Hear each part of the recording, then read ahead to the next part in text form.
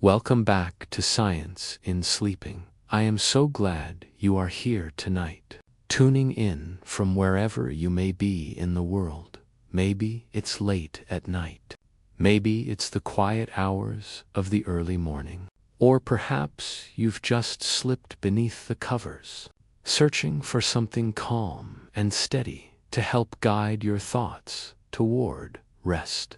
Tonight, we're drifting into a topic both mysterious and grounding, something that has shaped the very surface of our planet and yet remains hidden deep beneath our feet until it suddenly makes itself known. Tonight, we are going to explore the question, what are earthquakes, really? Now, before we begin, I want to set the intention for this journey together. This is not a lecture you need to remember, nor a test you must prepare for. This is a quiet unfolding, a slow story of science and wonder, told gently, so that each sentence might become a stepping stone, guiding you toward a place of calm. Whether you fall asleep in the first few minutes, or whether you stay awake and travel with me through every thought and image, both are perfectly okay. You do not need to hold on tightly to any of these words. They are here to wash over you like the sound of rain or the soft hum of the night. If you are lying down, perhaps you can allow your body to sink a little deeper into the bed. Notice the support beneath you. Notice the comfort that cradles you. Allow your shoulders to soften, your jaw to unclench, your breath to fall into a slower, easier rhythm. And as you rest, remember that this time is yours, a gift you are giving yourself in a world so full of constant activity, constant motion, constant news and noise. Here, for a little while, you can simply listen, drift, and let go. Tonight's story is about the Earth itself. The Earth that has been turning for billions of years, carrying mountains and oceans, forests and deserts, cities and rivers.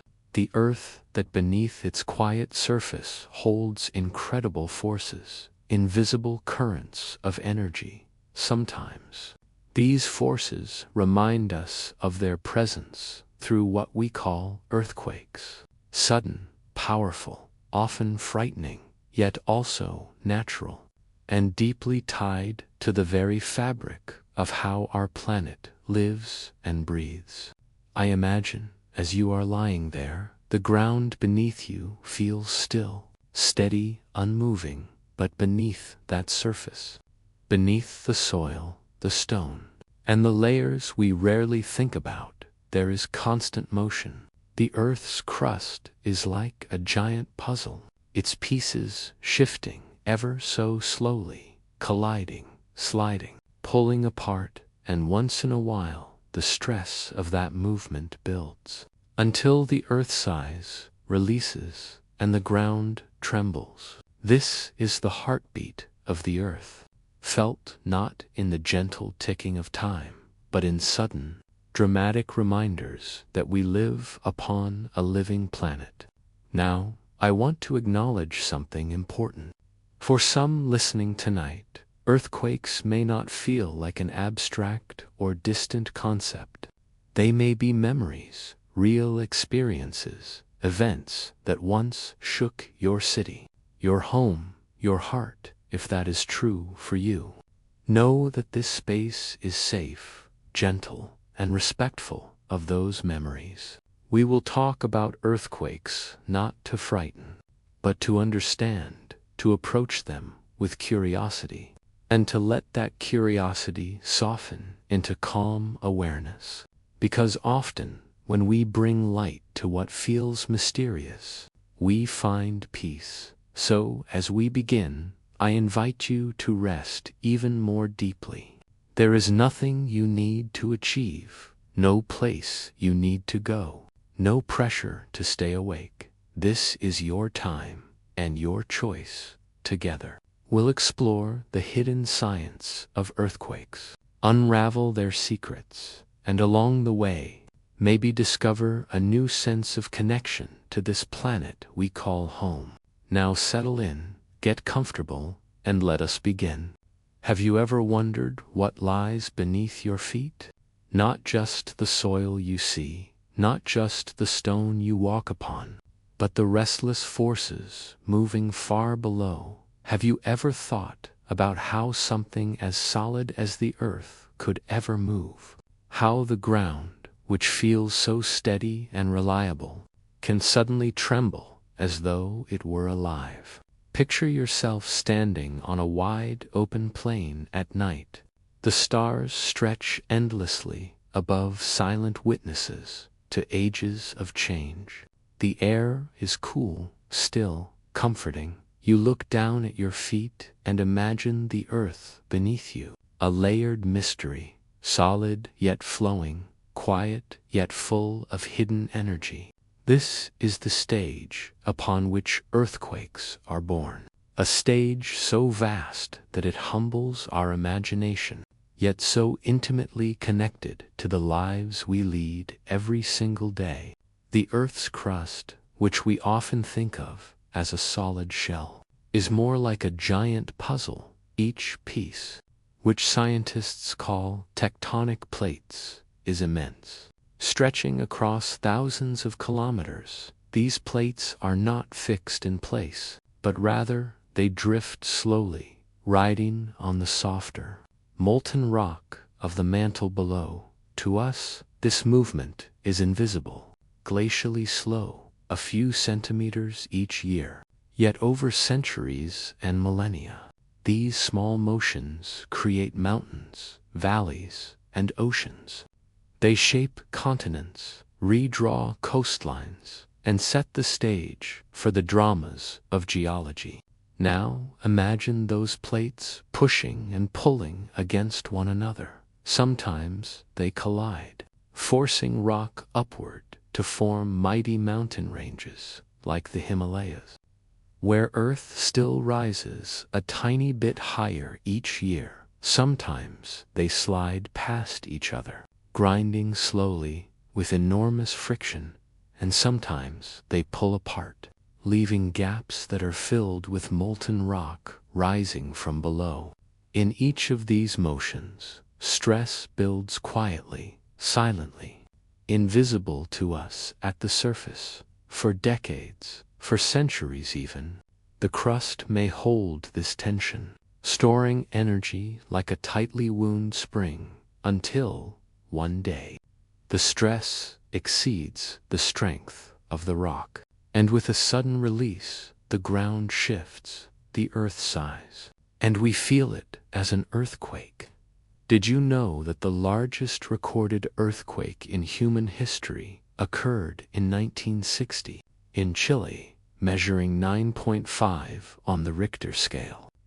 The energy released was so immense that it shortened the length of the Earth's day by a fraction of a second. Think about the Tan event, so powerful that it slightly altered the spin of our planet. Or consider that there are hundreds of tiny earthquakes happening every single day, so small we never notice them. They are constant reminders that our planet is alive, dynamic, and always in motion. One of the most fascinating truths is that without the shifting of these tectonic plates, our world would look completely different. There would be no tall mountains, no deep ocean trenches, no rich volcanic soils that sustain life. Even the landscapes we find most beautiful, the cliffs, the valleys, the jagged coastlines, are gifts of this hidden, restless motion. Earthquakes, as unsettling as they may feel, are part of the same story. A story of creation as much as destruction. And perhaps there is something comforting in this. Just as our lives carry moments of stillness and moments of upheaval, so too does the earth. We, like the planet, hold tension until one day we release it. And though the release may feel sudden, It is part of a natural rhythm. In this way, earthquakes remind us that change, even abrupt change, belongs to the cycle of life. That what feels like disruption can also be renewal. The earth trembles, and from its trembling, mountains rise, valleys deepen, and new ground is made. So as you rest here, drifting between wakefulness and sleep, allow yourself to imagine the steady breath of the earth beneath you, the quiet pulse of a planet in motion, ancient, patient, enduring. It has been shifting long before us, and will continue long after, reminding us that we are part of something vast, something that moves, that adapts, that finds balance even after shaking. And now, as we leave this first glimpse into the hidden dance of the earth's crust, let your thoughts soften. Let the imagery of plates and mountains and oceans gently fade into the background of your mind. In the next part of our journey, we will drift deeper, exploring the forces that cause earthquakes to ripple outward, carrying their energy across vast distances, shaping both land and life. Have you ever wondered what really happens when the ground shakes? Not just the sudden jolt you feel beneath your feet, or the rattling of windows, but the invisible patterns of motion that ripple outward from deep below. Have you ever paused to imagine the earth itself sending waves, almost like sound or light, carrying messages of its restlessness across vast distances? Picture yourself standing by a still lake at night. The moon reflects softly on the surface, the water perfectly calm. You pick up a small stone and drop it gently into the lake, and as it falls, circles spread outward in perfect rings, one after another. Each ripple expands, touching more and more of the surface, until the whole lake has felt the stone's brief arrival. Earthquakes move in a similar way. Each tremor begins as a release deep below the ground, and from that release, waves spread outward, carrying energy to the world above. These are called seismic waves, unseen yet powerful, delicate in their patterns but capable of moving entire landscapes. When an earthquake happens, the crust suddenly slips, and the energy that has been trapped is released in an instant. That release sends vibrations through the rock, vibrations that move in different ways, some swift and sharp, others rolling and long. Just as sound has different tones, seismic waves have different voices, and each voice tells a story about the Earth's hidden depths. Scientists call the first type primary waves, or P waves. They are the fastest travelers, racing through rock in a push and pull rhythm, compressing and expanding as they go. Imagine the way sound travels through the air, invisible but powerful enough to carry music to your ears. That is the role of P waves. They are the heralds, the messengers that arrive first in an earthquake. They are often so quick that they reach us before we even realize the main shaking has begun. Sometimes people describe it as a sudden bump, a jolt, almost like a knock on the door of the earth. Following them come the secondary waves, the S waves. These are slower but far more dramatic. Instead of pushing and pulling, they move side to side, shaking the ground in a swaying rhythm. Imagine holding a long rope and snapping one end, watching a wave dance along the rope's length. That sideways motion is the language of S. They carry more destructive power. They can topple walls, sway buildings, and set trees shivering in unison. If P waves are the whisper, S-waves are the shout. But the story does not end there, for after the first two kinds of waves ripple outward, another set rises, waves that move along the very surface of the earth. Like ripples on that moonlit lake, these are surface waves, slower still, yet capable of traveling great distances. They are often the most dramatic, rolling the ground as if it were the ocean, causing the earth to move beneath our feet in waves we can feel. Buildings sway, roads ripple, and people sometimes describe it as though the solid ground itself has turned liquid. Did you know that these waves can travel not only across the land, but through the entire planet? Some seismic waves dive deep, passing through the Earth's core, and emerge on the other side. They allow scientists to study places we can never visit. They reveal secrets about the composition of the inner Earth, what it is made of, how it behaves. In fact, most of what we know about the Earth's inner core, the molten outer core, and the solid iron heart at the center, comes from listening carefully to the voices of seismic waves. Imagine for a moment that the Earth is a musical instrument. Every earthquake strikes a note, sending vibrations through stone instead of strings. Scientists are the listeners, using seismographs like sensitive ears pressed to the body of the planet. These instruments record even the tiniest tremors, turning vibrations into lines that dance across paper.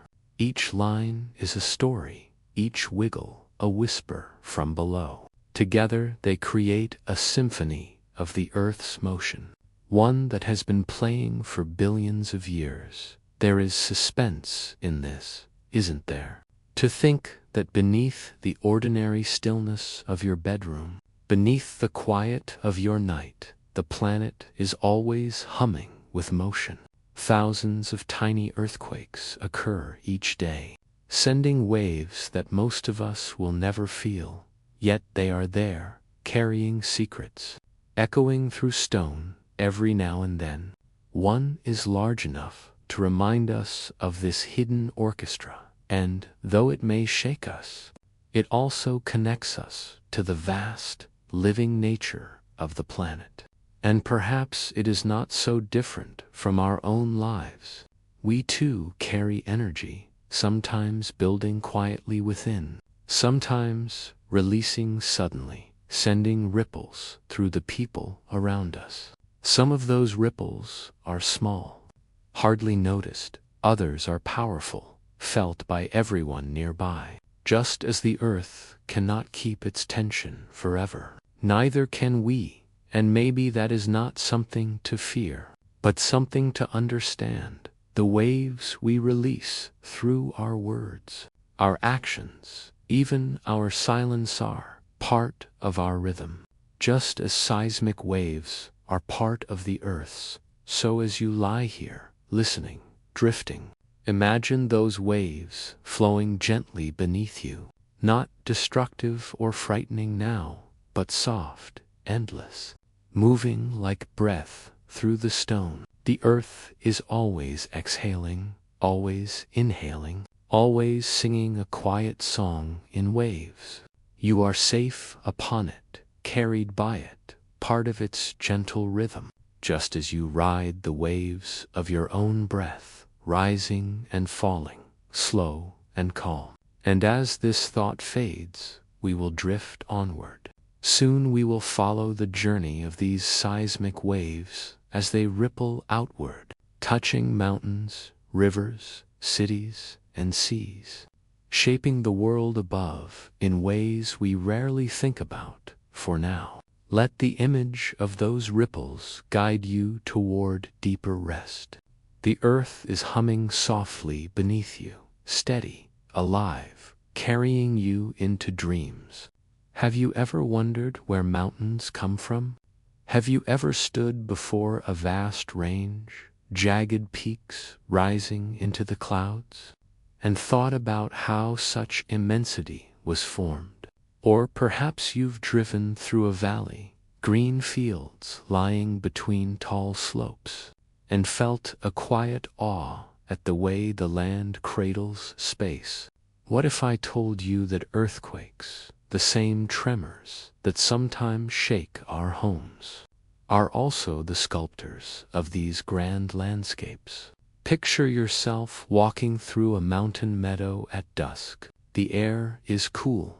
The last light of the sun glows on snow-capped peaks. The ground beneath you feels steady. But if you could see through it, down into the hidden layers, you would witness slow, unyielding forces at work. Immense plates of rock pressing against one another. Their collisions are not sudden, but when they finally release, when the tension breaks, the earth heaves upward, and mountains are born. The Himalayas, for example, the tallest mountains on earth, did not appear overnight. They are the result of two vast plates, the Indian plate and the Eurasian plate, colliding for millions of years. Even today, as you listen to these words, they continue to rise a tiny bit higher each year. The earthquakes that ripple through that region are not random events. They are the echoes of a continuing collision, the sound of mountains still being shaped. Valleys tell a similar story. Sometimes, when plates pull apart or slip past one another, they leave spaces in the crust. These spaces sink, forming great rift valleys, or they are carved deeper by rivers and time. In California, the San Andreas Fault is a line where two plates grind past one another. Over millions of years, this motion has created valleys, cliffs, and shifting landscapes. Each earthquake along that fault is a brushstroke in a slow, immense painting. Did you know that without earthquakes and tectonic collisions, the earth would eventually wear down into a flat, lifeless surface? Rain, wind, and rivers would grind everything to dust, leveling mountains and filling valleys. It is the energy of quakes, the uplift of land, that keeps our world dynamic and full of striking scenery.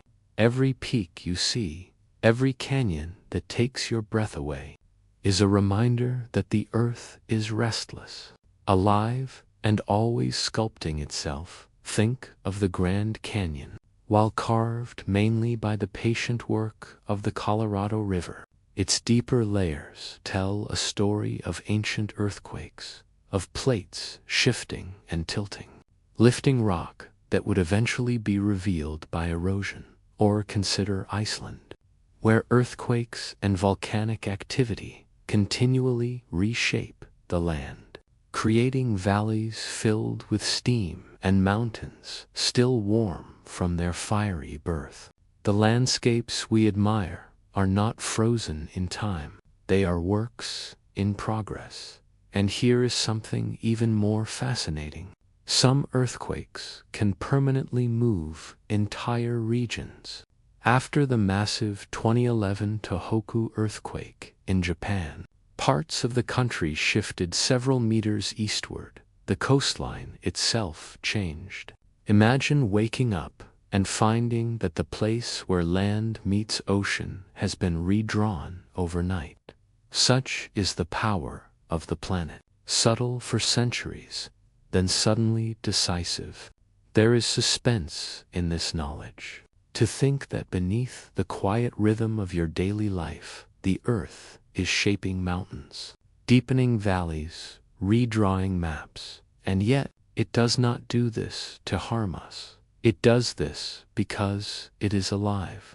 It breathes in geological time, far slower than our human sense of days and years. But when it exhales, we feel it. The trembling reminds us that we live not on a dead rock, but on a planet in motion. And perhaps, when you think of mountains and valleys this way, they take on a deeper meaning. Mountains can be seen as the result of pressure released, the earth pushing back against forces within. They rise as a testament to resilience. Valleys, on the other hand, can be seen as the earth's soft exhale, places where space is made, where gentleness and depth emerge together. Mountains and valleys are not opposites, but partners in a larger rhythm. They are the highs and lows of the earth's song. In a way, we too carry mountains and valleys within us. There are times when pressure builds, and we rise to meet it, standing tall, becoming peaks in our own lives. And there are times when we sink, when we make space, when we become valleys of reflection and rest. Neither is wrong. Both are necessary. Just as the earth needs mountains and valleys, we need our own moments of strength and our own moments of surrender. So as you rest here, listening, imagine yourself lying in a valley surrounded by mountains. The stars above are ancient, the earth beneath you eternal. You are safe, held in the cradle of stone, shaped by countless ages. Feel the stillness, yet know the truth that even now, the land is moving, slowly, invisibly, shaping the world for generations to come. It is a reminder that we belong to something greater, something that holds both quiet and power, something that, like us, carries tension and release. And as this thought softens, we will drift further. Next, we will listen to the history written in stone, stories of ancient earthquakes that shaped civilization, myths and memories, for the earth not only moves beneath us, it carries the echoes of every shake, every shift, every tremor leaves a mark, and those marks are the chapters of our shared history. Have you ever wondered how people long ago made sense of the earth shaking beneath them? Before seismographs, before scientific explanations, how did our ancestors explain a force so sudden, so powerful, and so beyond their control? Imagine standing in an ancient city thousands of years ago, the stone streets trembling, the walls shifting, the world around you cracking open. How would you have understood it? What story would you have told yourself? Picture a small village lit only by firelight. The ground suddenly rumbles. The earth groans. Clay pots rattle and fall. People run outside, eyes wide with fear in that moment. With no scientific framework to guide them, the only way to explain the trembling was through myth, through stories that gave the earth a personality, a spirit, a will of its own. In Japan, for example, people once believed that earthquakes were caused by a giant catfish called Namazu. This mythical fish was said to live deep beneath the earth, restrained by a god with a heavy stone.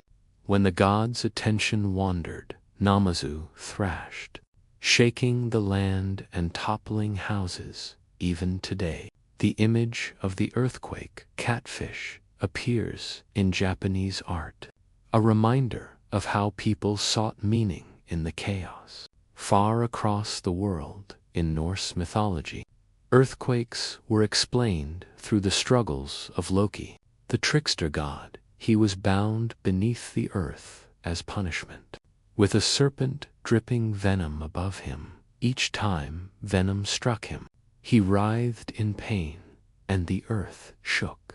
The trembling ground was not random. It was the sign of a god's suffering. In ancient Greece, people believed that Poseidon, the god of the sea, was also the god of earthquakes. His trident, when struck against the ground, could cause the earth to tremble. The Greeks called him Earthshaker. For them, an earthquake was not only a disaster, but also a divine message. a reminder of the gods' immense power. Did you know that in South America, the Mapuche people of Chile believed earthquakes were caused by a giant serpent? In their myth, two colossal serpents fought beneath the earth. Their struggle created tremors. Their battle explained both earthquakes and the creation of new landscapes. For them, the shaking was part of an ongoing war beneath the surface. Even in North America, stories emerged. Some Native American tribes believed that the earth rested upon the back of a giant turtle. When the turtle shifted or stretched, the land above trembled. For them, earthquakes were not random violence, but the movement of a living being that carried the world. There is something suspenseful in all these myths, something deeply human. Each story reveals how people, faced with an unseen force, gave it shape, gave it meaning. They could not accept that the ground, the very foundation of their lives, might be unstable without reason. So they imagined creatures, gods, and spirits, and in doing so, they made the unknown familiar. And yet, perhaps we are not so different today, even with science. Even with seismographs and tectonic theory, we still give meaning to earthquakes. We remember the moments. We tell stories about where we were when the ground shook. We build memorials. We pass down tales. We too need narrative. We to look for patterns in the tremors. Consider the ancient city of Helike in Greece in 373 BC. The city was swallowed by the sea after a powerful earthquake and tsunami. Ancient writers recorded that the disaster was so sudden, so complete, that survivors believed the gods had destroyed the city in anger. Helike became a legend, a ghost city beneath the waves. For centuries, its story was told as a warning. Or think of the eruption of Santorini, which shook the ancient world with both earthquake and volcanic fire. Some historians believe this event inspired the legend of Atlantis, a mighty civilization lost beneath the sea. Whether true or not, the myth carried forward the memory of an immense geological event. Wrapped in the language of mystery, in Peru, the Nazca culture carved immense lines into the desert. Geoglyphs so vast they can only be seen from the sky. Some scholars believe these were partly connected to rituals for calming the earth, to ask the gods for protection against quakes. Imagine entire communities gathering, tracing shapes into the land, pleading with unseen forces to let the earth remain still. There is awe in realizing how these myths carried both fear and comfort. On one hand, they explained disaster. They gave reason to destruction. On the other hand, they offered hope.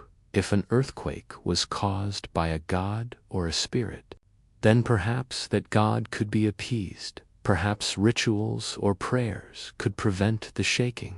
In that way, myths became both explanation and remedy. And maybe, when we think about it, these ancient stories are not so far from our own inner lives. When something shakes us, something we cannot control, we to search for meaning. We may not imagine serpents or gods, but we create narratives.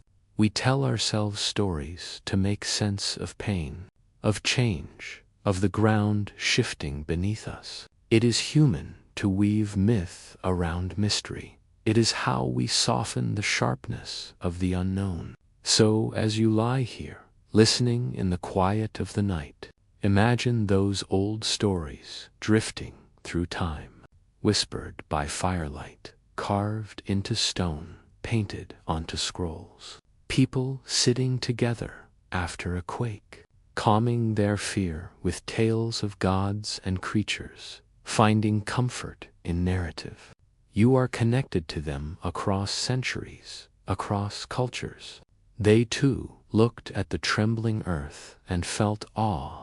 They too searched for calm in the midst of uncertainty. And as that thought settles, we will drift forward. In the next part of our journey, we will turn from myth to hidden truth, from ancient stories to the modern search for fault lines beneath our cities and fields. Beneath the places we call home lie fractures, invisible cracks that wait silently. They are the lines along which the earth may one day move again. And by tracing them, by listening to the quiet, scientists are uncovering tomorrow's stories before they happen. Have you ever wondered what lies beneath the surface of the ground you walk on every day? Not just the soil, not just the stone, but the invisible fractures, the deep scars of the earth. Have you ever thought about the idea that entire cities, entire nations, rest quietly upon cracks that stretch for hundreds, even thousands of miles, silent most of the time, yet capable of waking with unimaginable force? Picture yourself standing in the middle of a wide plain at twilight. The land seems calm, the air still. Not a sound but the wind brushing the grass. To your eyes, the ground looks whole, unbroken, safe, but beneath that surface, hidden deep in the crust, lies a fault line, a fracture in the Earth's outer shell, a place where enormous plates of rock meet and grind against one another, waiting for the moment when they will shift. Fault lines are the secret boundaries of the planet. They are the seams where tectonic plates push, pull, or slip past each other. Each one holds the memory of countless quakes. Each one is a record of stress and release, tension and surrender. Some are famous, like the San Andreas Fault in California, a name that has entered popular imagination as the line where disaster might strike. Others are almost unknown, hidden beneath oceans, forests, and quiet towns, waiting, always waiting. The San Andreas, for example, is not a single crack, but a system of fractures stretching nearly 800 miles. It cuts through valleys, deserts, and cities, separating two massive plates, the Pacific and the North American. Every year, those plates slide a few centimeters, a distance so small we cannot feel it. Yet, over decades, the stress builds, and when it breaks with power enough to rattle entire states. Scientists say it is not a question of if a great quake will strike there, but when. Did you know that some faults lie completely underwater, hidden in the dark silence of the deep ocean? The Cascadia subduction zone, off the Pacific Northwest of the United States and Canada, is one such fault. It is nearly 700 miles long, where one plate is diving beneath another. It has been quiet for centuries, but geological records show that when it ruptures, it can unleash earthquakes so massive they send tsunamis racing across oceans. Scientists have found evidence of giant quakes there by studying ghost forests, dead trees left standing, their roots drowned in sudden floods of seawater long ago. The earth remembers even when we forget. And then there are faults, like the Anatolian Fault in Turkey, a scar that has shaped civilizations for millennia. The ground has broken there countless times in recorded history. Whole cities have risen and fallen along its path for the people living above it. Life has always been lived with the quiet knowledge that the earth beneath them is restless. What is most suspenseful is that fault lines are often invisible until they wake. You could build a house, a school, even an entire city atop one, and never know it was there, until the ground trembles and the crack reveals itself. Some are buried beneath sediments, their scars hidden by time.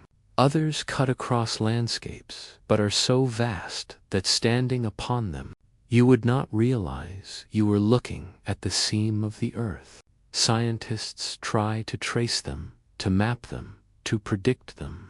They use satellites that measure the tiniest movements of the ground. So small they are invisible to human eyes, they drill deep into the crust. Studying rock cores that whisper of stress, they place seismographs along faults, listening for the faint murmurs of motion. Because even when a fault is quiet, it is never truly silent. It hums with pressure, it waits with patience.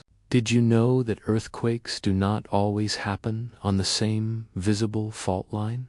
Sometimes a rupture begins on one fault and jumps to another, like a spark leaping between wires. This cascading effect can turn a single quake into something far larger. Spreading across entire regions, it is a reminder that the Earth's scars are interconnected, a hidden web beneath our feet. And here is a thought, both humbling and awe-inspiring. Entire empires, entire human histories have unfolded above these fault lines, without people realizing the precariousness of the stage they were standing on. Cities like Los Angeles, Istanbul, Mexico City, and Tokyo all rest near or on major faults. They are vibrant, alive, full of stories, and yet they share something in common: a deep, unseen line beneath them that one day may shift. The suspense is not in knowing if, but in never knowing when, and perhaps this teaches us something about ourselves. We, too, carry fault lines within, hidden cracks where stress builds quietly. Sometimes we ignore them, unaware of the pressure. Sometimes we sense them, but push the thought aside, until one day, when the tension is too great, we release. And though it may feel like breaking, it is also a chance for renewal. Faults in the earth create mountains, valleys, and new landscapes. Faults within us can create growth, strength, and transformation. So as you lie here now, safe and still, imagine the invisible lines beneath you, not with fear, but with curiosity. They are reminders that the earth is not static. It breathes, it shifts, it changes. And in that change lies the beauty of the landscapes we love. The mountains, the rivers, the cliffs, the plains, all were shaped by the silent work of faults. Every tremor is part of a story that began long before us and will continue long after. And as this thought softens, let your mind drift. The earth is not waiting to frighten you. It is simply moving in its own rhythm, patient, immense, timeless. In the next part of our journey, we will follow this rhythm deeper still, listening to the whispers of the smallest earthquakes, the ones so faint you will never feel them, yet they carry the hidden heartbeat of the planet, reminding us that even in silence, the earth is always alive. Have you ever wondered if the earth moves even when no one feels it? We are used to thinking of earthquakes as sudden, dramatic events, shaking cities and leaving memories carved into history. But the truth is far more secretive. Beneath our feet, the earth is shifting all the time, sometimes with such gentleness that not a single person notices.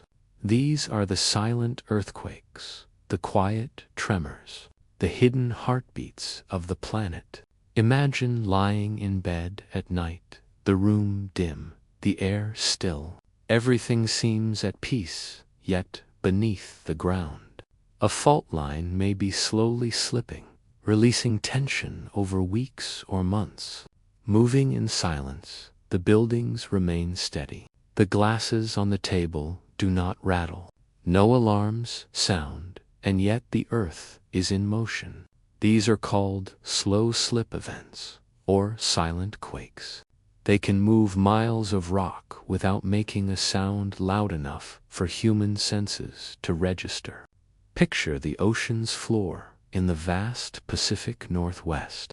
Beneath the dark waters lies the Cascadia subduction zone, one of the most powerful fault systems on Earth. For centuries, it waits quietly. Then, instead of one sudden quake, sometimes it sighs gently, slipping little by little over weeks, releasing energy that would otherwise have erupted violently.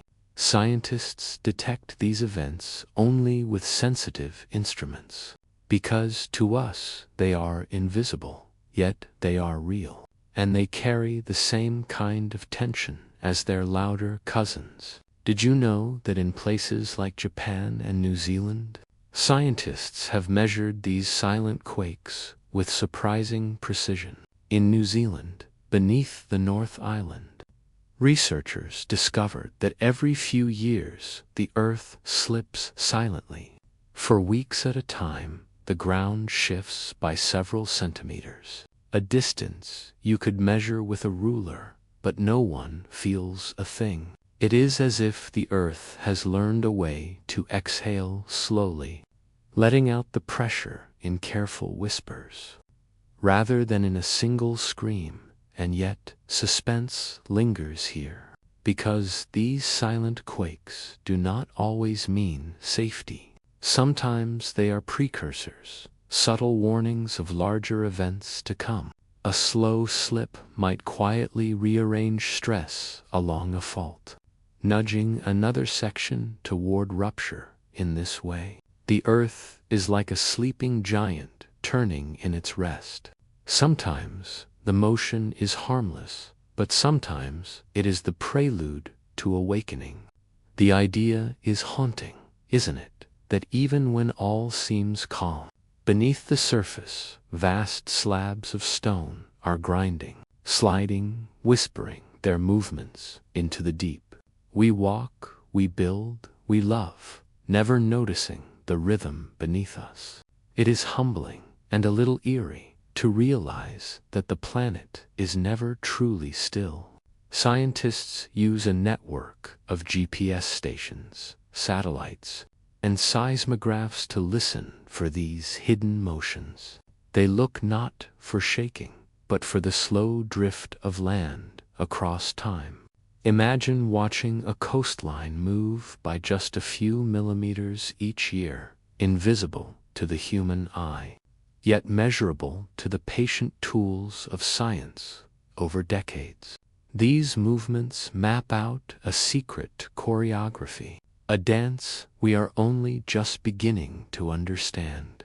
There is another kind of silent earthquake, called a tremor. These are faint vibrations, lasting for minutes or hours, that ripple along fault zones without causing damage.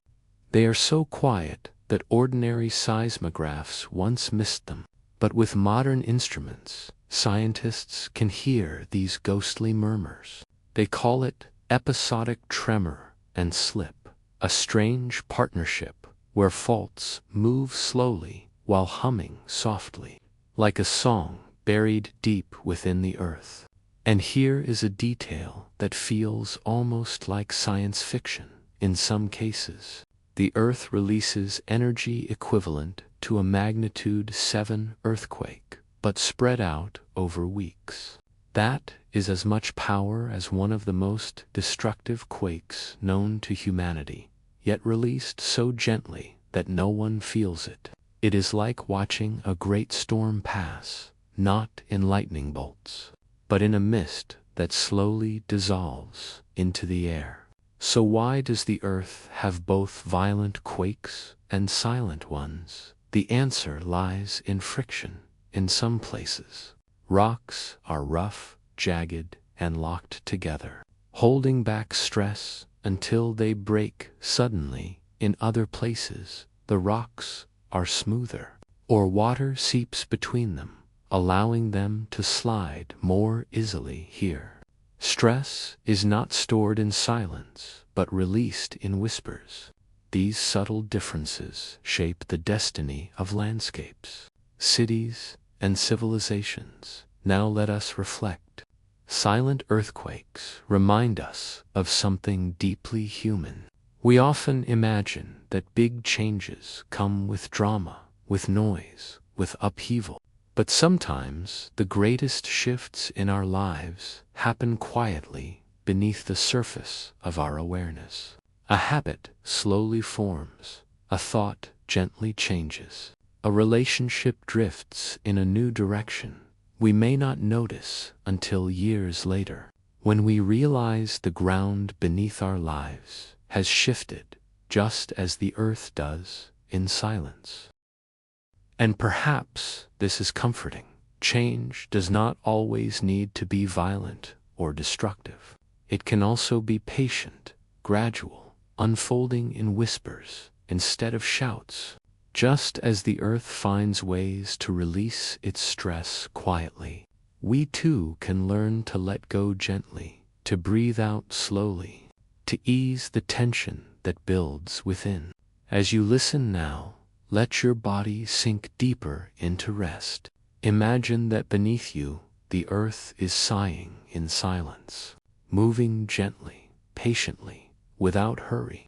You are supported by a planet that is always in motion, yet somehow steady enough to cradle life. The suspense of earthquakes may stir our imagination, but the truth is that most of the Earth's movements are quiet, steady, and ongoing, reminding us that even great forces can be gentle. And as you drift toward sleep, hold this thought close. The ground beneath you is alive, not with menace, but with mystery.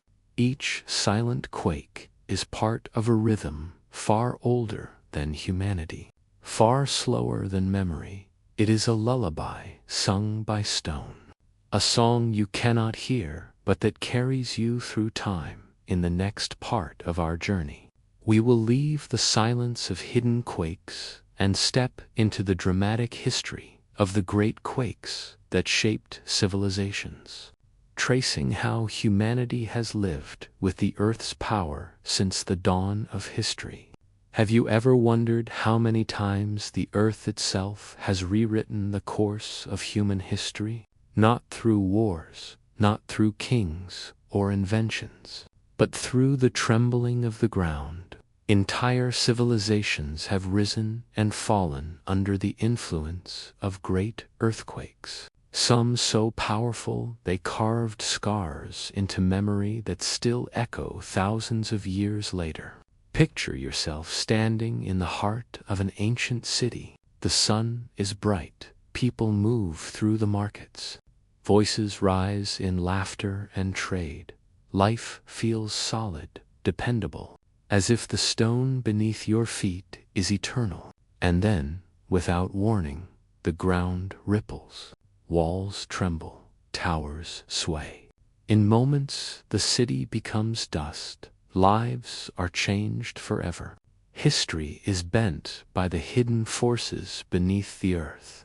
One of the most haunting examples lies in the story of Lisbon in 1755. It was All Saints' Day, a holy morning when churches were full and candles glowed.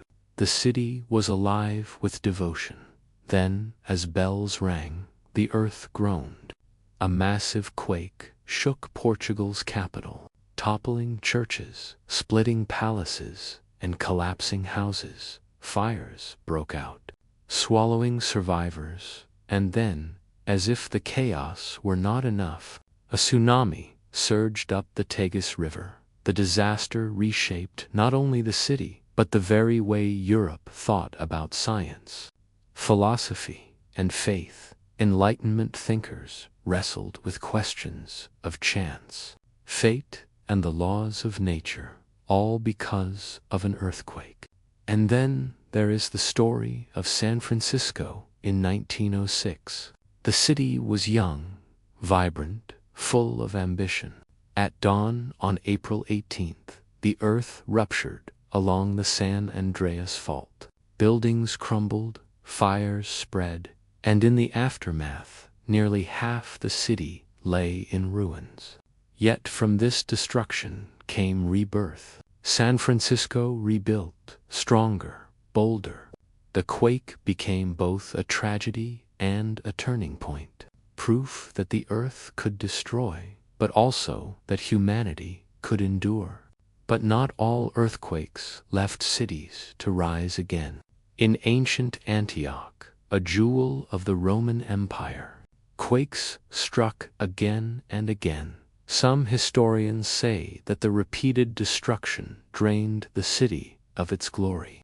People abandoned the ruins, turning away from a place once known as a center of art and culture. The earth itself had decided the fate of a metropolis, and across the sea, in Japan, earthquakes have shaped history for centuries. In 1923, the Great Kanto earthquake struck Tokyo and Yokohama. Entire neighborhoods collapsed in minutes. Fires raged so fiercely that they consumed tens of thousands of lives. The quake did not only destroy buildings, changed the nation's politics, its society, its very spirit. It is said that even the way Japanese architecture developed was transformed by this single day. Stronger wooden homes giving way to designs meant to withstand the trembling ground.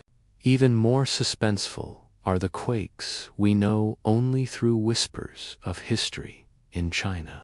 The Shanxi earthquake of 1556 remains the deadliest on record. Nearly 830,000 lives were lost. Villages collapsed. Caves that served as homes in the Loess Plateau crumbled instantly. The quake was so devastating that its memory still hangs in the chronicles of time. Imagine an entire landscape shifting, whole valleys transformed, and with them the heartbeat of a nation. And yet, earthquakes are not only forces of destruction, they have, in strange ways, inspired humanity to think differently about the world. After Lisbon, philosophers like Voltaire asked how such suffering could fit into the order of existence. Scientists began searching more deeply for explanations in geology rather than theology. The earth was no longer just a stage for divine will, with its own rules, its own restless pulse. The suspense grows when we realize that many of these great quakes were not isolated. They were linked to the hidden dance of plates beneath us. The San Francisco quake of 1906 was a sudden rupture after centuries of silent stress. The Lisbon quake may have been part of a chain of ruptures along the mid-Atlantic ridge, and the Shanxi quake was a reminder of how even continental interiors, far from the sea, are not immune. The earth has many ways of releasing its tension, and each leaves a mark on human memory. But beyond the science, let us reflect on the human side.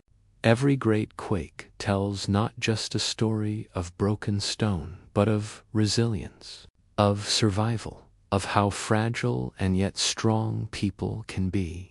In every era, when the ground has shaken, people have rebuilt. They have carried forward not only their lives, but new knowledge, new perspectives. The earth's upheavals have been both destroyers and teachers. Isn't it strange, then, to think that as you lie here in quiet, whole civilizations once trembled in terror under the same stars? The earth shifted beneath them, just as it shifts beneath us now. They too wondered why. They too rebuilt. The continuity of human experience stretches across centuries, bound together by these invisible threads of stone and stress. So when you think of earthquakes, perhaps do not see only destruction. See also the way they connect us to history, to people long gone. They remind us that we are part of a story larger than any one life. They are markers in time, shaping the paths of nations and the course of ideas. As you breathe slowly now, imagine those cities of the past, their lights flickering, their voices rising, the earth stirring beneath them. And imagine how each quake, though sudden, was also part of a longer rhythm, a rhythm that carried them into the future, just as it carries us. The suspense is not in fear, but in mystery. The earth is both our stage and our storyteller. And as we leave this chapter, let the thought settle over you gently. The great quakes that shaped history are not just about stone and ruin. They are also about endurance and the deep connection between humanity and the earth. In our next journey, we will descend deeper still, leaving the surface world of cities and ruins, and traveling into the hidden chambers beneath the crust, to uncover where earthquakes are truly born, in the dark and secret places of the planet. Have you ever wondered where earthquakes truly begin?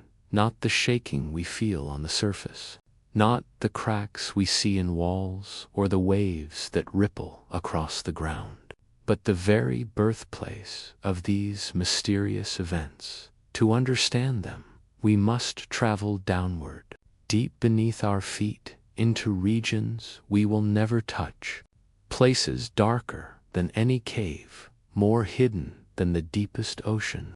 Picture yourself standing in a quiet meadow at night. The stars above are countless. The air cool and calm. Beneath the grass lies soil. Beneath the soil lies stone. And beneath that stone lies a world most of us never imagine.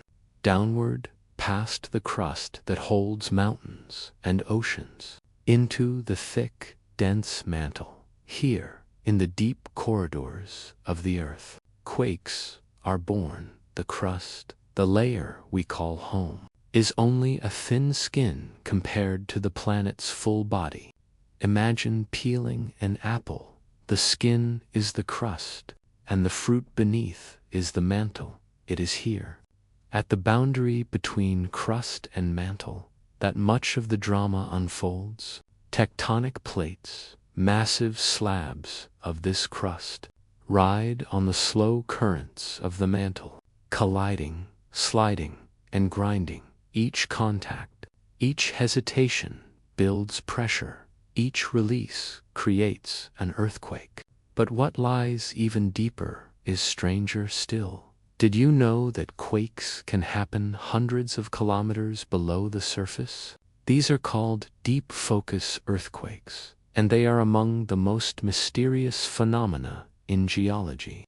They occur at depths where rock should be so hot and soft that it bends rather than breaks. Yet somehow, far below the crust, quakes still strike. Their origin is hidden in the crushing weight and immense temperatures of the mantle.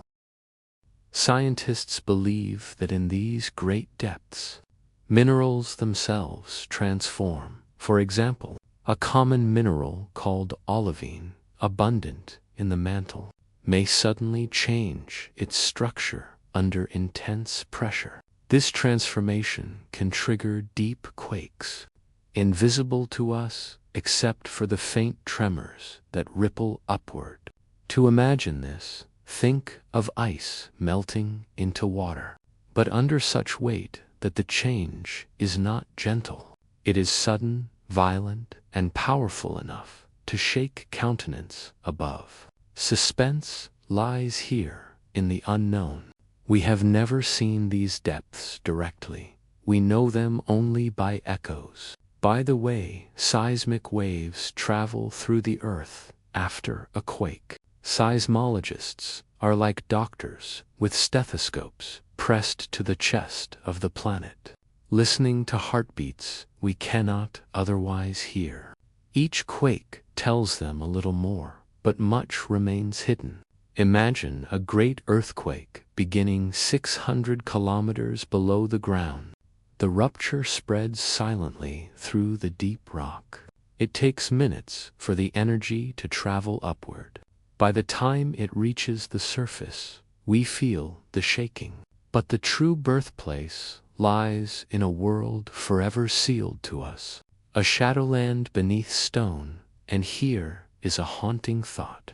Entire mountain ranges, entire oceans, are shaped by the birthplaces of quakes. The Himalayas, for example, exist because the Indian plate collides with the Eurasian plate. The stress of that collision not only created towering peaks, but continues to fuel earthquakes, even today. The mountains we admire on the surface are monuments to struggles that began in darkness. Beneath the crust, where immense forces push against one another without rest. In some parts of the world, quakes reveal secrets of the mantle itself. Scientists use seismic waves to create images of the Earth's interior. Much like X-rays or CT scans, these images show plumes of hot rock rising, slabs of cold crust sinking, hidden rivers of molten stone flowing slowly. It is a reminder that the Earth is alive beneath us, not still, not silent, but moving, breathing, reshaping itself in ways we rarely notice. There is suspense in realizing that much of this world is beyond human reach. We have drilled into the crust, but never more than a fraction of its depth. The deepest borehole, the Kola Super Deep Hole in Russia, reached just over 7 miles, a scratch compared to the nearly 4,000-mile radius of the Earth. What lies beyond is known only by theory and the language of seismic waves. The true birthplace of earthquakes is hidden in darkness we can only imagine. And yet, from this hidden birthplace comes meaning. Earthquakes remind us that the surface we live upon is temporary, fragile, built on a restless foundation. They remind us that every city, every home, is part of a planet still in motion, still in creation. The shaking is not just destruction, it is the pulse of a world alive. Poetically, you might think of the Earth as a vast drum. The mantle and crust are its skin. When stress builds, the drum vibrates, sending soundless music upward. We feel that music as trembling ground, as rattling windows, but it began far below, in a silent note struck in the darkness. There is also wonder here, for without this deep movement, we would not have mountains, valleys, fertile soil, or the shifting climates that have shaped life. The very conditions that make our planet unique are tied to the restless quakes that begin in unseen places. The mystery beneath us is also our gift. As you listen now, let your thoughts sink downward. Imagine passing through soil, through stone, past caverns and magma chambers, down into a world of heat and pressure. Imagine the stillness there, so deep, so vast, and then imagine the sudden snap of rock, the shift of minerals, the soundless roar of energy being born. This is where earthquakes begin. In silence, in secrecy, far beneath your feet. And perhaps this reminds us of ourselves too, for we often think change begins on the surface of our lives. In moments we see, in choices we recognize, but often the deepest transformations begin unseen. beneath the surface, inside the hidden mantle of our hearts. They move quietly for years, until one day, like a quake, they rise and reshape everything. So, as you rest, consider the mystery of this deep earth, a place where no human will ever stand, yet whose every motion shapes our lives. The suspense of not knowing is part of the beauty. The earth holds its secrets close, whispering them only through tremors, letting us glimpse just enough to remind us how alive it is. And as your breath slows, imagine the deep mantle not as threatening but as patient, steady, vast, a cradle holding us through time. The earthquakes born there are not enemies. They are reminders of motion, of change, of a living planet. In our next journey, we will follow that motion upward to the oceans, to see what happens when quakes awaken the sea itself, and waves rise to carry the Earth's energy across entire worlds. Have you ever wondered what happens when the Earth's trembling does not stop at the land but reaches into the sea? We often think of earthquakes as something that belongs to mountains, cities, and valleys. Yet some of the most powerful quakes happen beneath the ocean, and when they do, they awaken one of the most mysterious and terrifying forces of nature, the tsunami. Picture yourself standing on a quiet shoreline at night. The moonlight glimmers on gentle waves. The sea seems timeless, endless, a cradle of calm. You hear the whisper of water brushing the sand, soft and steady, but deep beneath that surface, where tectonic plates collide and grind, something stirs, a sudden rupture, a shift in the ocean floor. And in that instant, the sea is no longer still. Energy surges upward, lifting water, pushing it outward. The ocean, once peaceful, has been given a command to rise. Tsunamis are not like ordinary waves. They are born not from the wind above, but from the ground below. When an earthquake pushes the seafloor upward or drags it downward, it displaces an unimaginable volume of water. That water rushes outward in every direction, not as a ripple, but as a wall of energy stretching for hundreds of miles. Did you know that in the deep ocean, a tsunami can travel as fast as a jet plane? Over 500 miles per hour, yet on the surface it may appear no higher than a gentle swell.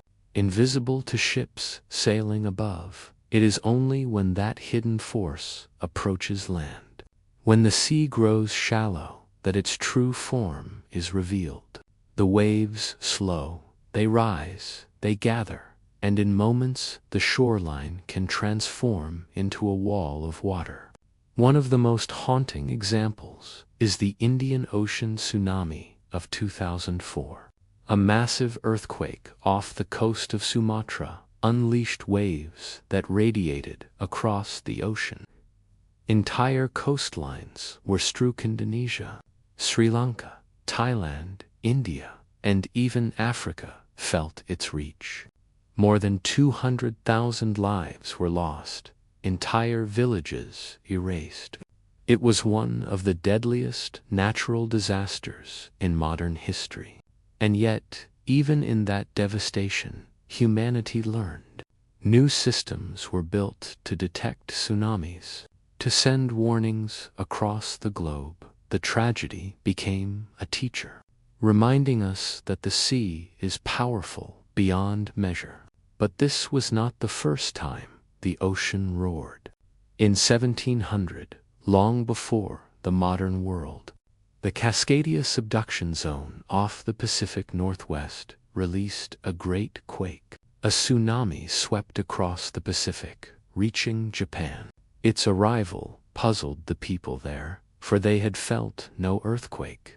In their records, it was called the orphan tsunami, a wave without a parent. Only centuries later did scientists piece together the mystery, realizing that the parent quake had occurred across the ocean, in silence to those who lived far away. The earth had whispered beneath one continent and shouted upon another. Tsunamis carry suspense, not only because of their size, but because of their silence.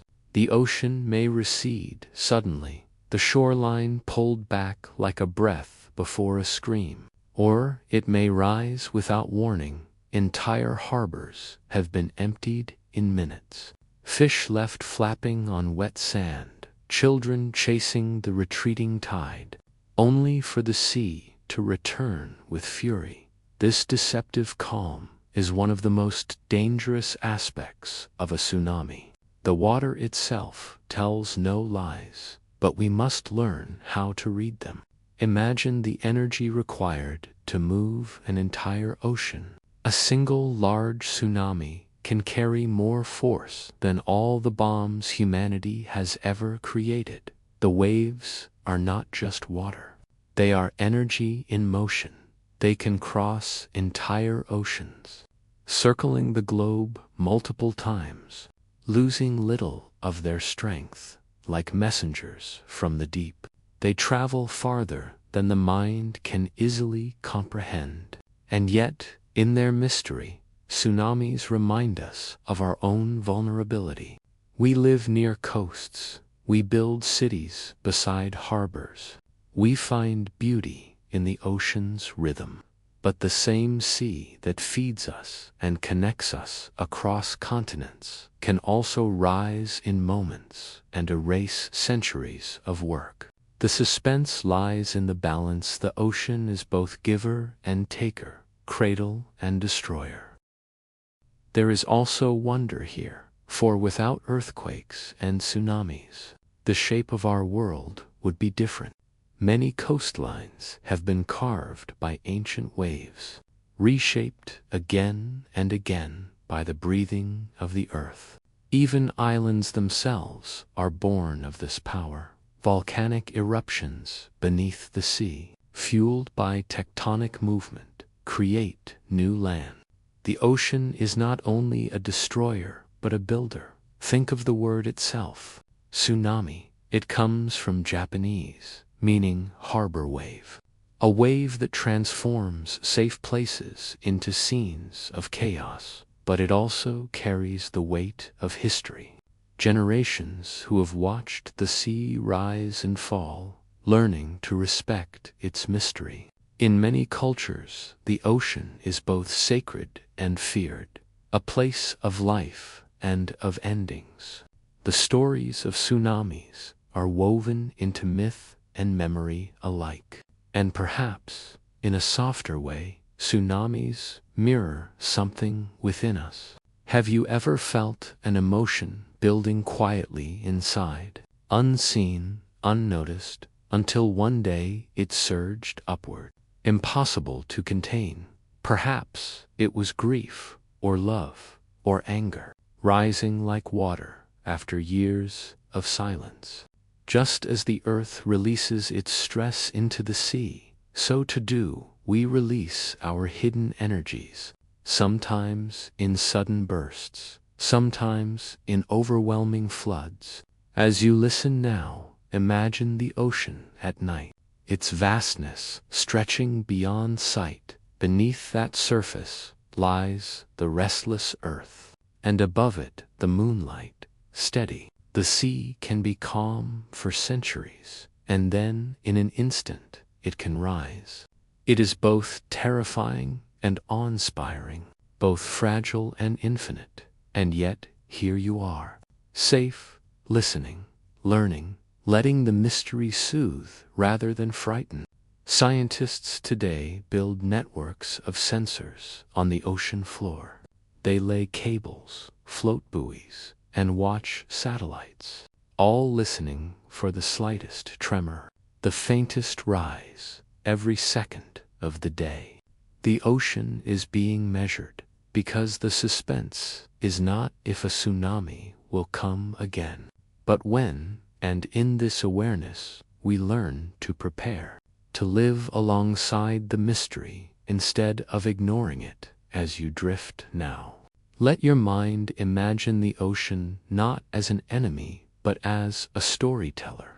Its waves carry secrets of the deep, of quakes and ruptures, of hidden power.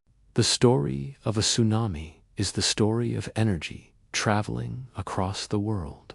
Invisible until it reveals itself, it is a reminder that the earth is alive in every corner, from the highest mountain to the deepest sea. And as we close this part of our journey, let the sound of an imaginary tide wash over you, steady, endless. The suspense of the ocean is not only in its violence, but in its vastness, a reminder that we are part of something larger, something timeless. In our next chapter, we will turn our gaze to the human heart of earthquakes once more, exploring how people across the ages have listened to the ground, creating myths, legends, and stories to make sense of the trembling earth.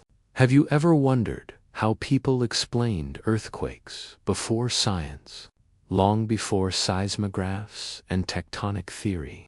When the ground shook and the world seemed to turn upside down, what stories did our ancestors tell?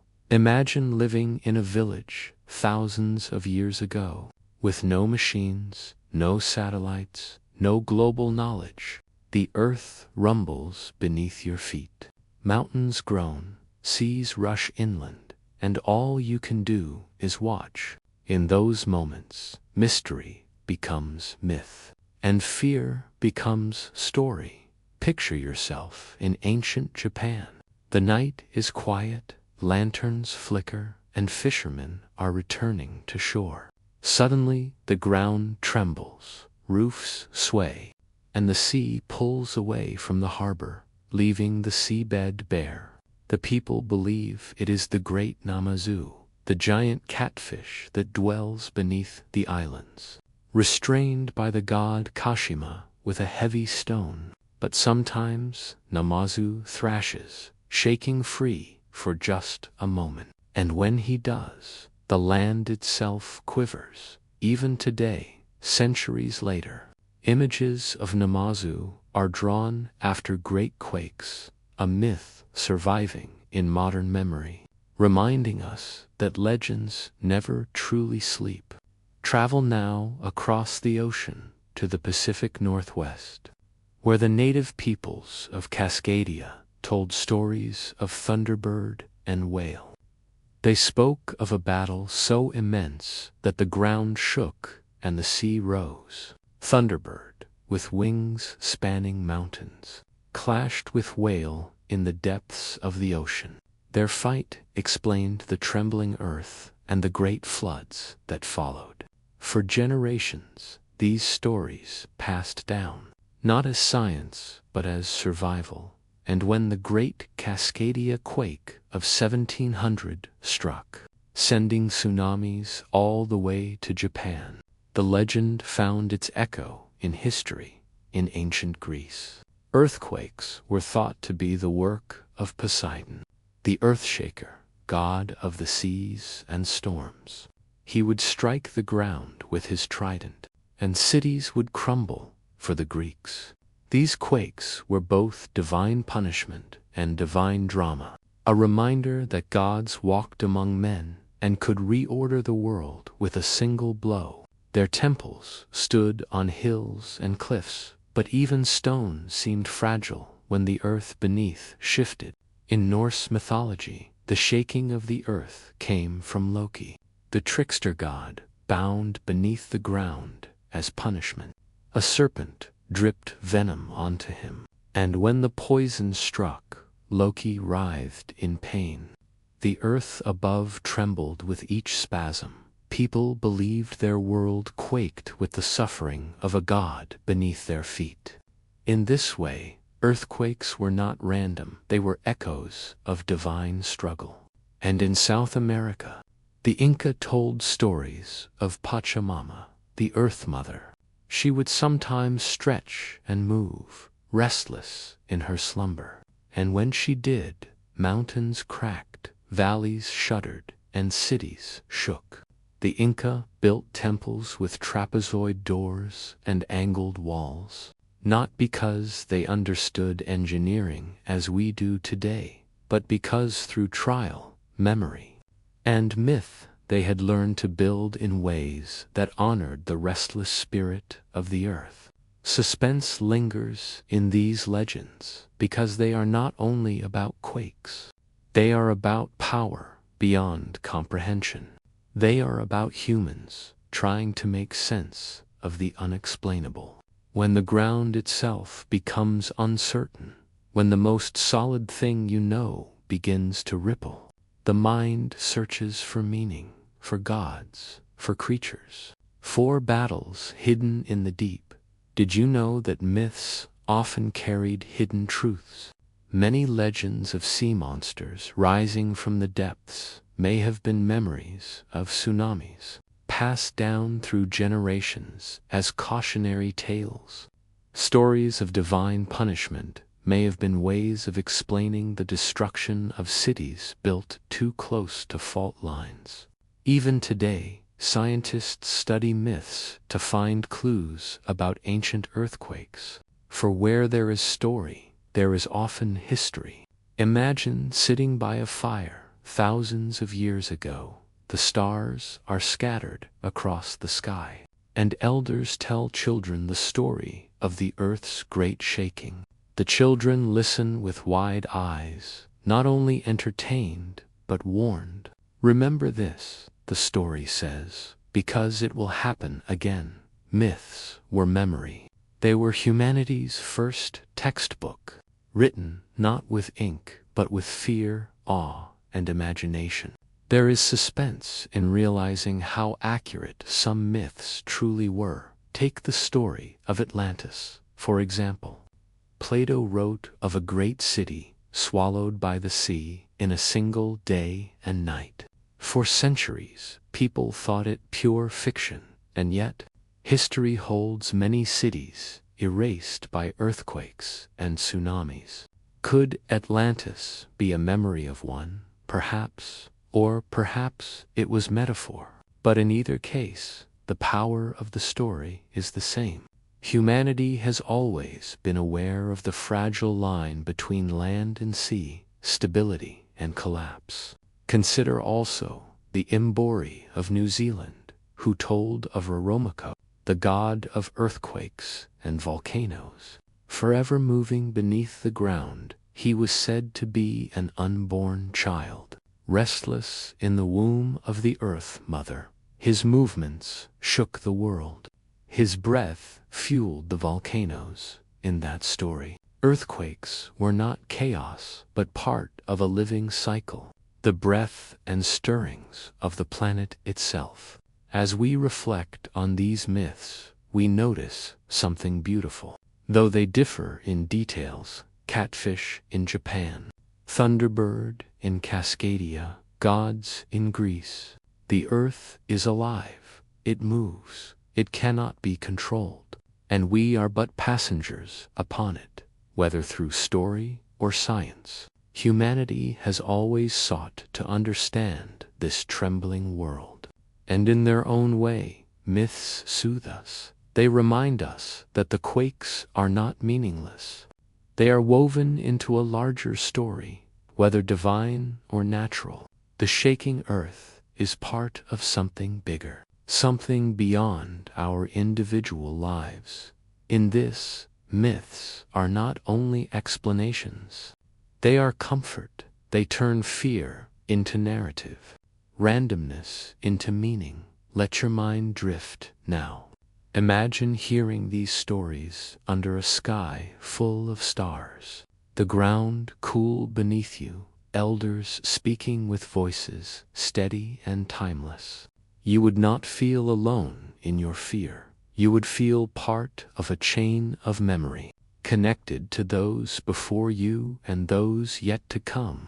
Even the trembling of the earth becomes less terrifying when it is shared. And just as the myths carry suspense, they also carry poetry. The The earth quakes not only as a physical event, but as a symbol of change, of hidden struggles, of forces beneath the surface. The shaking of the ground can be seen as the shaking of life itself, reminding us that stability is an illusion and change is always near. History is filled with such mornings. Consider Lisbon in 1755, a brilliant city, the heart of a golden empire. On All Saints' Day, as churches filled with worshippers, the earth convulsed, buildings toppled, fires spread, and a tsunami crashed into the harbor. Tens of thousands perished in hours. It was one of the most destructive earthquakes in European history. And yet, from that devastation came a new city.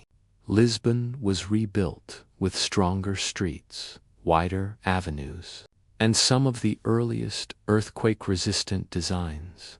Out of tragedy came the birth of modern urban planning. Or think of San Francisco in 1906. The quake struck in the early hours. Fire swept across the city, consuming what the shaking had spared. Entire neighborhoods vanished, but within days, tents were raised. Soup kitchens opened, and survivors began to rebuild. Newspapers printed hopeful headlines, even as smoke still lingered. Within a decade, the city had risen again, stronger and prouder, transformed into the jewel of the West Coast. The resilience was not only in structures, it was in spirit, in the refusal to let the earth's fury end the human story. Japan, too, has lived with this cycle. The Great Kanto earthquake of 1923 leveled Tokyo and Yokohama. Hundreds of thousands were lost, entire districts flattened. Yet, from that ruin, Japan began to study, to plan, to build new codes. They created systems of readiness, drills for children, architecture that swayed but did not fall, and though later quakes struck, the resilience of preparation saved countless lives. For resilience is not only about rising from ruins. It is about learning, about carrying forward the scars as lessons. Resilience is not only measured in buildings and cities. It is measured in people, in their quiet acts of survival. Imagine a family huddled in the open air after a quake. Their home gone, yet they share food with neighbors. They light fires for warmth. They tell stories to children so that fear does not overwhelm. They rebuild not just walls, but trust, community, and hope in those fragile hours. When the earth has broken their world, they weave it back together with compassion. And there is suspense here too, for resilience is always a choice. After destruction, despair is easy, but resilience requires faith in tomorrow. The belief that stone can be laid upon stone again, that life will return, that laughter will rise where there was once only silence. Humanity has chosen resilience countless times, and in that choice lies its greatest strength. Did you know that some of the strongest buildings of today are born directly from the lessons of collapse? Engineers study fallen towers, cracked bridges, shattered roads, and from the failures they create success in this way. Every earthquake teaches, every destruction plants the seed of survival. Like a scar, the memory remains, but it is also a map, showing how to endure the next trial. Consider Chile, a land shaken more often than most. After the Valdivia quake in 1960, the strongest ever recorded, communities were devastated, yet Chile rose, investing in some of the most advanced seismic building codes in the world. When later quakes struck, The difference was clear. Towers swayed but stood, bridges cracked but did not fall. Lives were saved, the earth had roared, but the people had learned to stand tall. Even in places of great poverty, resilience blooms.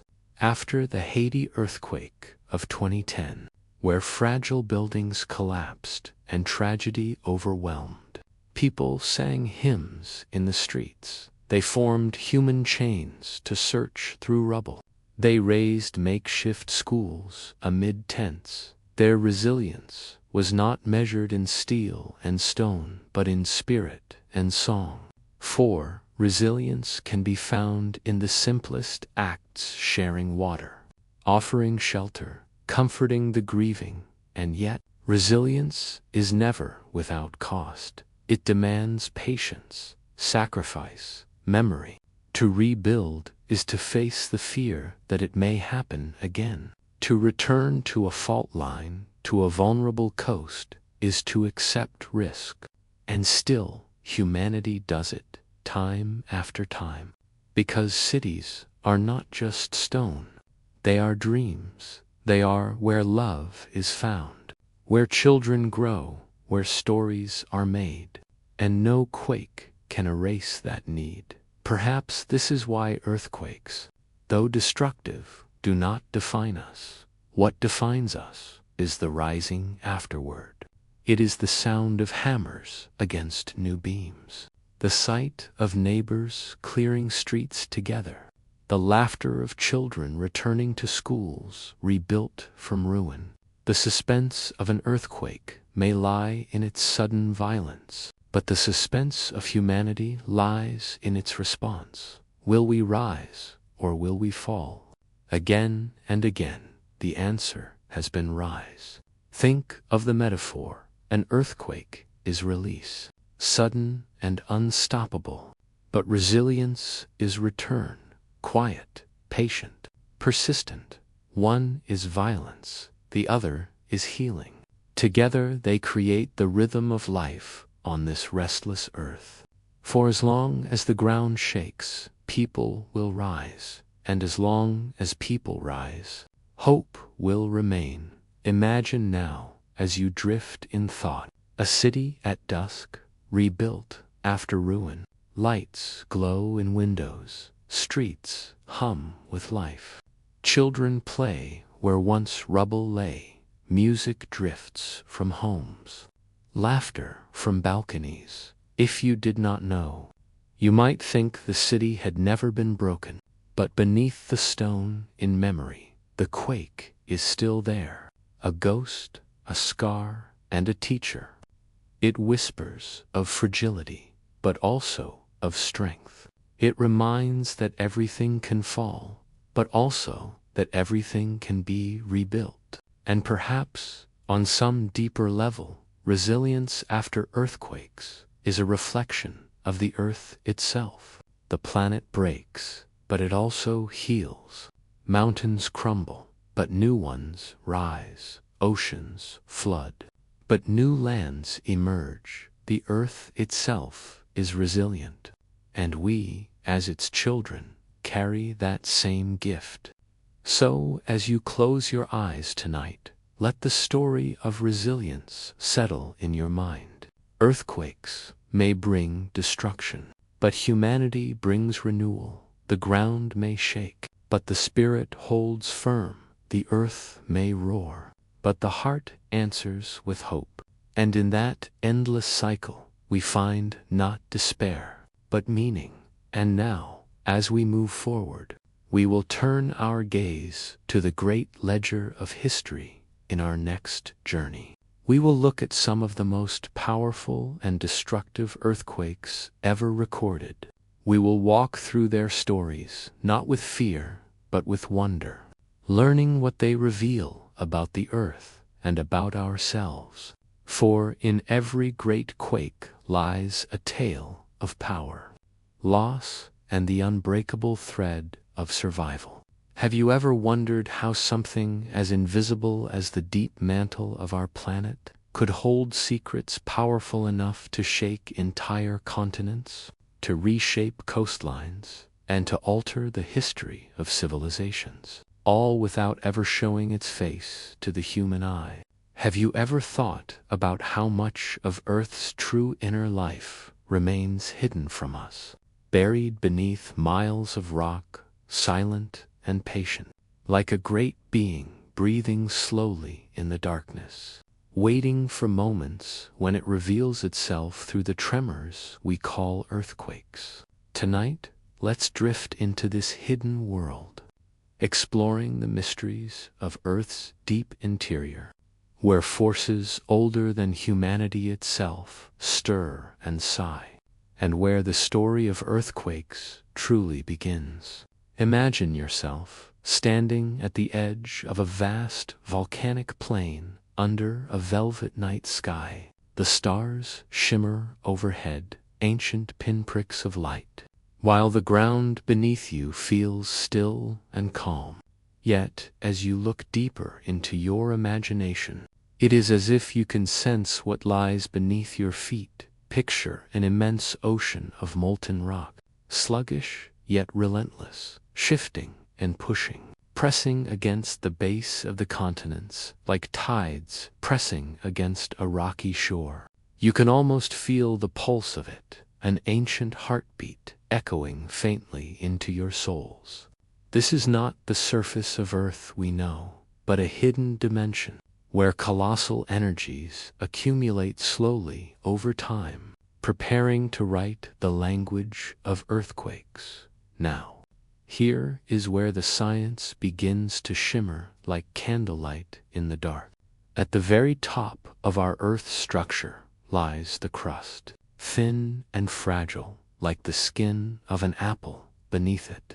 The mantle stretches thousands of kilometers downward, thick, hot, and convecting. It is not entirely liquid, though we sometimes imagine it that way. Instead, it is a slow-moving solid, deforming over immense time spans, rising in places and sinking in others. The mantle is where heat from the Earth's core struggles to escape outward, driving a circulation of rock as if the planet itself is breathing. This circulation, invisible to us, is what slowly moves the tectonic plates on the surface, dragging continents across oceans, pushing mountains skyward, and tearing valleys open. Every earthquake we experience is an echo of these hidden movements, a whisper from the mantle's restless stirring. Scientists use seismic waves, the vibrations of earthquakes themselves, to peer into this hidden world. When a quake occurs, waves ripple through the planet, some traveling quickly, some more slowly, bending, refracting, or even disappearing when they encounter different layers, like a doctor using ultrasound to look inside the human body. Seismologists can create images of Earth's deep interior by studying these waves, and what they have discovered is both awe-inspiring and unsettling. Deep beneath us are zones of strange behavior, where rock becomes softer, where heat pools in rising plumes, and where colossal slabs of crust, remnants of long-lost oceans, sink downward into the depths. These subducted slabs descend slowly, carrying water and minerals with them, fueling volcanic arcs and earthquakes that can ripple through entire nations. One of the most mysterious features seismologists have discovered is known as the DAI layer, a zone just above the Earth's molten outer core. Here, the mantle behaves in ways scientists are still trying to understand. Some think vast reservoirs of ancient material are stored here, leftovers from the earliest days of Earth's formation. Others believe this region acts as a staging ground for mantle plumes, gigantic columns of hot rock that rise upward over millions of years, eventually breaking through the crust as supervolcanoes. Can you imagine the suspense of that?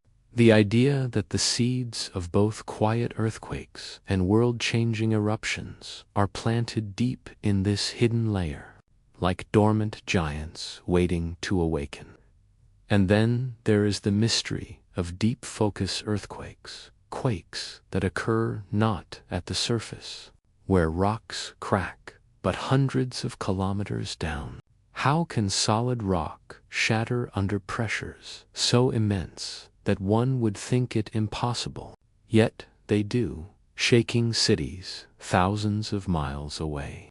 These quakes may hold the key to understanding the very structure of Earth's interior, reminding us that what we see above is only a shadow of what happens below.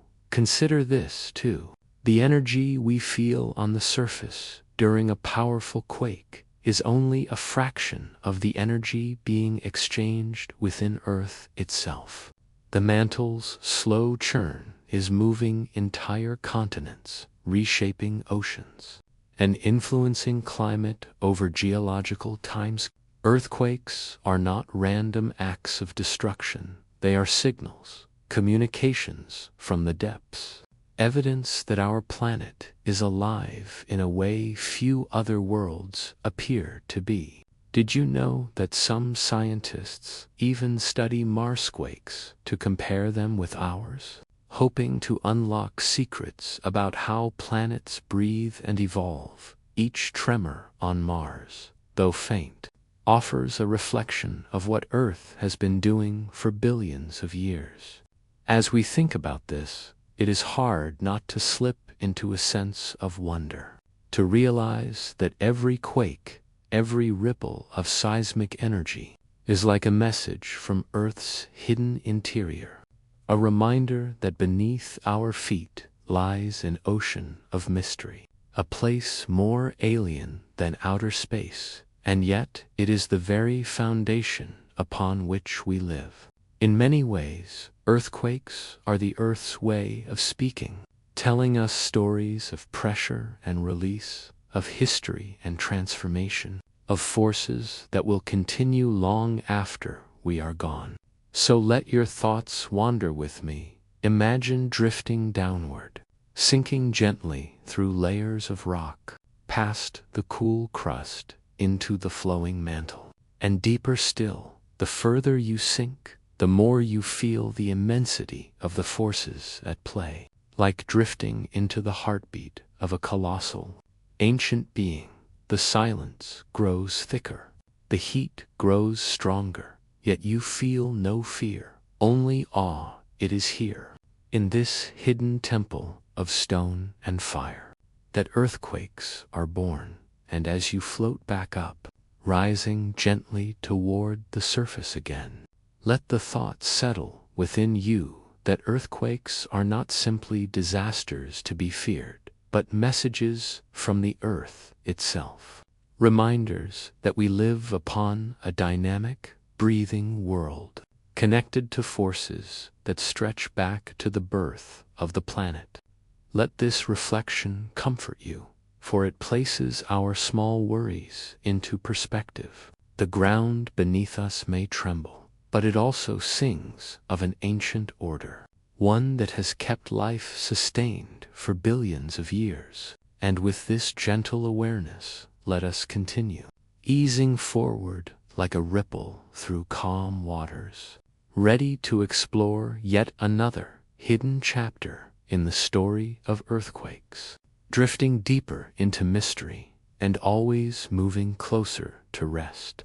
Have you ever wondered what it must have felt like thousands of years ago, when the ground beneath ancient cities began to shake, when stone temples rattled, when fire torches flickered, and when entire communities, with no scientific knowledge of tectonic plates, looked to the sky or the gods for answers? Imagine living in a world without seismographs, without satellites, without the language of geology. Every tremor would have been a mystery, every quake a terrifying question. Why is the Earth itself moving beneath us? Who or what is angry, and what must we do to survive tonight? Let us journey not into laboratories or seismic stations, but into the hearts of ancient civilizations, where myth and mystery became the first explanations of earthquakes.